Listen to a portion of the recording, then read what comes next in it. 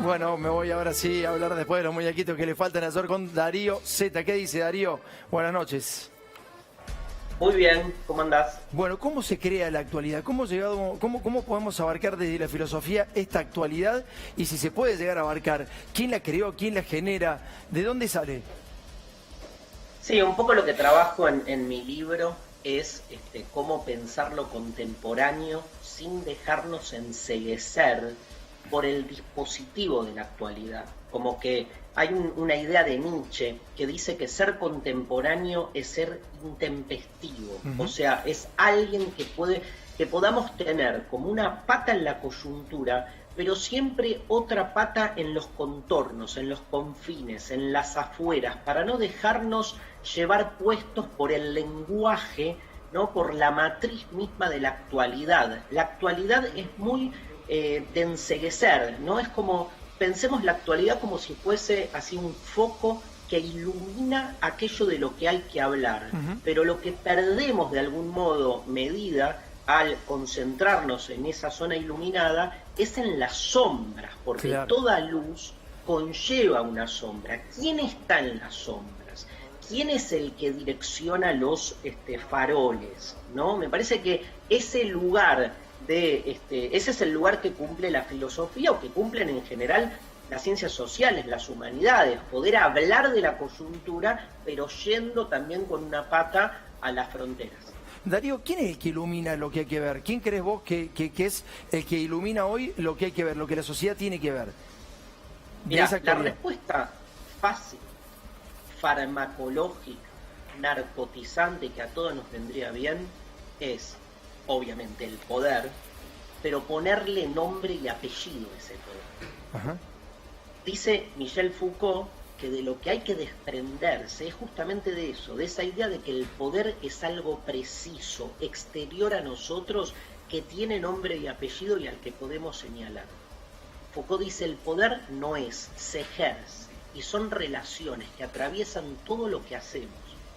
Yo creo que en ese sentido tenemos que corrernos de una idea de ahí está el malo y nosotros somos los buenos, porque no reconocemos también cómo opera el poder. El poder no solo reprime, el poder normaliza. Y a veces en algunos lugares donde nos sentimos cómodos, el poder ya nos está atravesando y constituyendo como tales. Y el poder, en este caso particular, Darío, lo que estamos viendo, porque el poder supuestamente, el gobierno ilumina para un lado, pero la verdad es que no es lo que se ve, digamos. Desde que comenzó este gobierno, no sé quién es el que maneja el haz de luz de que nos hace hablar de lo que nos hace hablar, pero evidentemente que no es el gobierno. ¿Puede ser el poder que no está en el gobierno o que no maneja la política? ¿Hay un poder? Yo creo que hay un poder justamente que atraviesa todo esto que vos decís, Tomás, que es lo que se llama el sentido común. Sí. El sentido común. Hay algo impersonal ahí que nos hace pensar, nos adapta, nos adecua y nos tranquiliza en lugares fijos. Ese sentido común se construye desde los medios, se construye obviamente desde muchas instituciones, se construye desde el poder económico. Hay un formato en la manera de pensar que de algún modo nos estructura y justamente obtura nuestra posibilidad de pensar contradictoriamente, de pensar a fondo. A mí me preocupa mucho ese sentido común porque es eso que Heidegger llamaba el impersonal sé. O sea, pensamos lo que se piensa, deseamos lo que se desea, sentimos lo que se siente, consumimos lo que hay que o lo que se consume. Ese sé está muy puesto en los medios por sobre todas las cosas porque es la expresión más acabada, digamos. En mi libro, en el capítulo sobre lo contemporáneo, por ejemplo, hablo de algo, bueno, que está muy presente en el mundo de la televisión, Tomás, que es en los programas de panelistas, por ejemplo. Entonces, lo que un poco me interesa, compartir es, a mí no me preocupa tanto lo que se discute como contenido en los programas de panelistas, sino la panelización del discurso público. Claro. Ahí me parece que está más claro que el problema es el formato. Claro. Digamos, como un formato, ¿sí? termina como después desparramándose a todas las estructuras de lo público. Me parece que ahí hay algo para repensar. Miguel. Darío, ¿por qué cada tanto aparece la discusión sobre la meritocracia como un ideal? ¿Quiénes ves que la fomentan y a quiénes beneficia?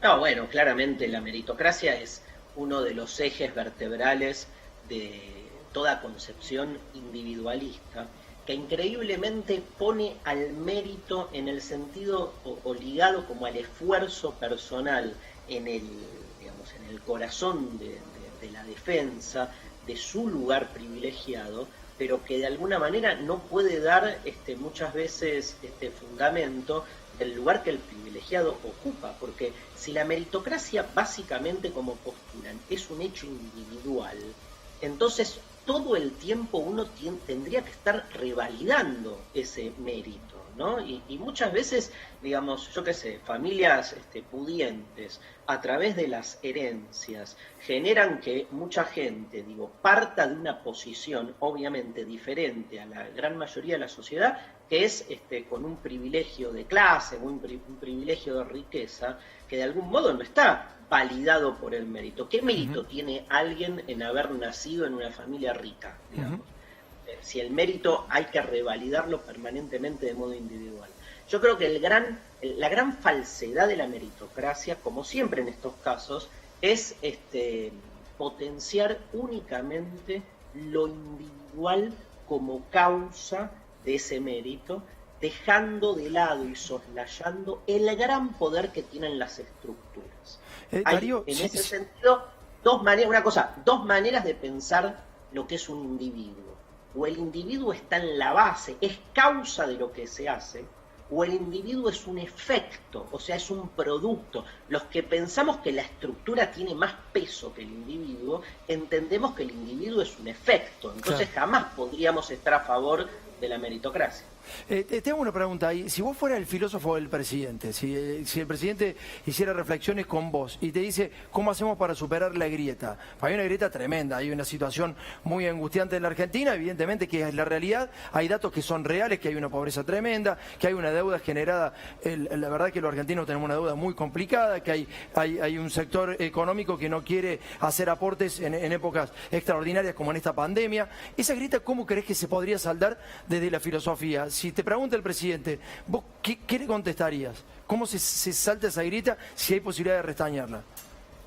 Sí, igual yo creo que el presidente desde el inicio vino tratando de superar la grieta. Y no lo logró, digamos. Sí, igual no sé, ¿viste? O sea, yo creo que las posturas extremas siempre están más amplificadas, ¿no? No, aparte, no soy politólogo, no soy analista, no tengo idea, ni sigo las encuestas, pero habría que ver realmente hasta qué punto las posturas más extremas en ambos lados de la grieta, por amplificadas, son realmente representativas. O déjame volver al tema del formato televisivo. Digo, la grieta tiene mucho de formato televisivo, ¿viste? Exaltación de ánimos, indignacionismo permanente en relación a lo que el otro dice. Y sin embargo, los que gobiernan son los sectores en general más moderados, ¿no? Digo, la mesa de Horacio Rodríguez Larreta, Kicillof y Alberto sigue siendo una mesa que lo que muestra es otra cosa. Obvio que estoy haciendo una disección, pero me parece que una cosa una cosa es el rating y otra cosa es la democracia. Una cosa es, digamos, que hayan programas de televisión donde se vea gente muy en los extremos, y otra cosa es a la hora de votar, ¿sí? Porque a la hora de votar yo no sé si priman tanto los lugares más extremos a un año se te nota un cierto enojo con el periodismo. También en el libro se te nota como que estás marcando algunas diferencias que tiene la filosofía con el periodismo, que el periodismo es básicamente no poder pensar y que es la actualidad, evidentemente. La actualidad de la gente es muy cambiante y nunca se puede abordar. Pero se te nota ese enojo con el periodismo. ¿Estás enojado con el periodismo? ¿Querés que le hemos hecho mal a la gente? Estoy enojado con mi hermano, que es periodista, sí. Y entonces hago de un problema personal un problema político. Ese es el tema. No, Tomás, o sea, primero, digamos, jamás mezclaría y no diferenciaría el periodismo de los medios, ¿no? Digo, me parece una diferenciación fundamental lo que es, por un lado, la empresa de los medios con la mercantilización de la información, y otra cosa es el trabajo periodístico. Después habrá que analizar, digamos, cómo obviamente esa estructura de nuevo necesita de un determinado tipo de discurso, de narrativa. Creo que el periodismo es el primero que necesita discutirse a sí mismo, y hace rato en este país, justamente, y vos, tu programa, otros programas, están todo el tiempo mostrando, digamos, esas diferencias que se pueden ver en el mundo periodístico. Pero sí creo que hay algo en la mediatización de la realidad que reduce, ¿viste? Digo, que sigamos creyendo que la realidad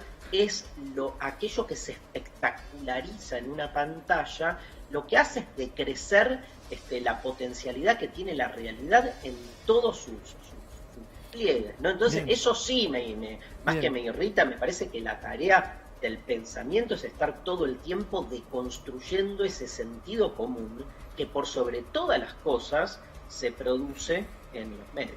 Gracias, Darío, te mando un abrazo grande, muchas gracias, viejo. A ustedes, gracias. Abrazo grande, buenas noches.